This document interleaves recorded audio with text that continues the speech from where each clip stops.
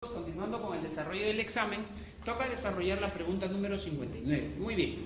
En la pregunta número 59 me dice la potencia de un motor en kilowatts de un ascensor, dice, cuando levanta una cabina que tiene un peso total de 20.000 newtons a la velocidad de 2 metros por cada segundo. Muy bien, como me piden calcular la potencia es igual a la fuerza multiplicado por la rapidez. La rapidez que le están dando es 2 metros por cada segundo, lo único que necesitaría sería el valor de la fuerza.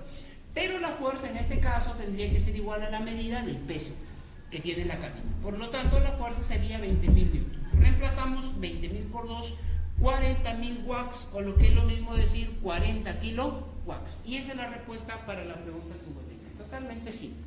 Listo. Vamos a la pregunta número 60. En la pregunta número 60, que ya es un ejercicio de estática de fluidos, me dice, un cuerpo de material desconocido está sumergido parcialmente en agua. ¿Listo? Aquí está la imagen. Dice, sabiendo que el volumen no sumergido es el 30% del volumen del cuerpo, ahí está, 30% significa que la parte sumergida es el 70% del volumen del cuerpo, ¿correcto?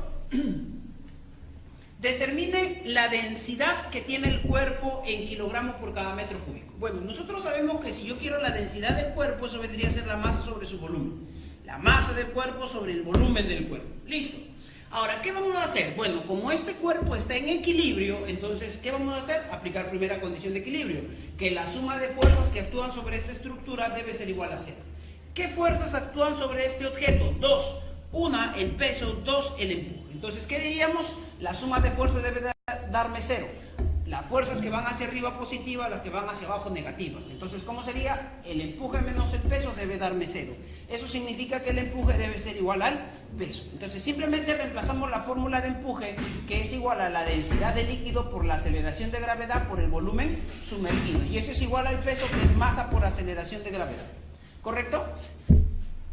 Aquí lo que vamos a hacer es simplificar la aceleración de gravedad, la densidad de líquido. Bueno, como me dicen que es agua, entonces la densidad del agua es 1000 kilogramos por cada metro cúbico. Y el volumen sumergido vendría a ser el 70% del volumen del cuerpo, o sea, 70 sobre 100. Y eso sería igual a la masa del cuerpo. Lo único que voy a hacer acá es darle la forma, paso a dividir y me va a quedar masa del cuerpo sobre volumen del cuerpo vendría a ser igual a 700. Pero masa sobre volumen es densidad. Por lo tanto, la densidad del cuerpo, ¿cuánto va a ser? 700 kilogramos por cada metro cúbico. Y esa sería la respuesta para la pregunta número 60. Listo, muy bien. Pregunta realmente simple. Vamos a la pregunta número 61. En la pregunta número 61 me dice, una caja metálica tiene calor específico 395.6 joules por cada kilogramo por cada grado Celsius. Tiene una masa de 500 gramos y tiene una temperatura inicial de menos 20 grados Celsius. Dice, la energía térmica en joules que hay que suministrarle para que alcance una temperatura de 180 grados. Muy bien, la energía térmica viene a ser, en este caso, la cantidad de calor que le debemos proporcionar. Entonces, la cantidad de calor, ¿cómo se calcula? Como la masa por el calor específico por la variación de temperatura. Muy bien, reemplazamos. Bueno, teniendo en cuenta, o en este caso, teniendo cuidado, por supuesto, con las unidades, ¿no? Entonces, la masa, como son 500 gramos, vendría a ser medio kilogramo, ¿correcto? El calor específico, 395,6 joules por cada kilogramo por cada grado Celsius, y la variación de temperatura, que ya sabes que es temperatura final menos temperatura inicial, o sea, 180 menos 20, y me va a salir 200 grados Celsius. Como te podrás dar cuenta, cuando yo simplifico las unidades, ¿correcto? La cantidad de calor en que te va a quedar en joules. ¿Y cuánto es esa energía que se le está proporcionando? Va a ser de 39.560 joules. Y esa sería la respuesta para la pregunta número 61. Muy bien, vamos ya terminando. En la pregunta número 62 me dice, un motor de Carnot absorbe 1200 calorías de un foco caliente que está a 1000 grados Kelvin. Realiza un trabajo y cede cierta cantidad de energía a un foco frío, que está a una temperatura de 500 Kelvin. La cantidad de energía calorífica en calorías que se cede al foco frío es, muy bien, Bueno, nosotros sabemos que una máquina de Carnot contiene dos focos, un foco caliente y un foco frío, ¿verdad? El foco caliente, que siempre va a estar a mayor temperatura, corresponde a los 1000 grados Kelvin, ¿correcto? Y esto es lo que va a proporcionar el calor. En este caso, este calor 1 va a ser el calor de entrada. Y el calor que está entrando a la máquina va a ser de 1200 calorías, el calor 1, ¿correcto? El calor que sale es justamente el calor 2 y eso es lo que me piden calcular. Entonces, lo único que voy a hacer acá es utilizar la famosa relación de Kelvin. ¿Y qué me dice esta relación? Que cada cantidad de calor es proporcional a la temperatura de su foco. Quiere decir entonces que la cantidad de calor 1 sobre la temperatura 1 debe ser igual a la cantidad de calor 2 sobre la temperatura 2. El calor 1 es el calor de entrada, me lo dan 1200 calorías. La temperatura 1 son 1000 Kelvin, eso es igual al calor 2 que vamos a calcular, sobre, en este caso, la temperatura 2, que son 500 Kelvin. Bueno, realizamos la operación y ¿cuánto te va a quedar? Que el calor número 2, o en este caso el calor que sale, vendría a ser 600 calorías, ¿correcto? Y esa sería la respuesta para la pregunta número 62. Muy bien, muchachos. En la pregunta número 63, que es una pregunta de electrostática, me dice, se tienen dos cargas, la carga 1 que es de 60 microcoulomb, la carga número 2 que es de 20 microcoulomb, separadas 30 centímetros. Pregunta, la fuerza de repulsión en newtons, ¿cuánto es? Muy bien, como me piden la fuerza de repulsión, lo único que voy a hacer es reemplazar la fórmula para calcular la fuerza eléctrica.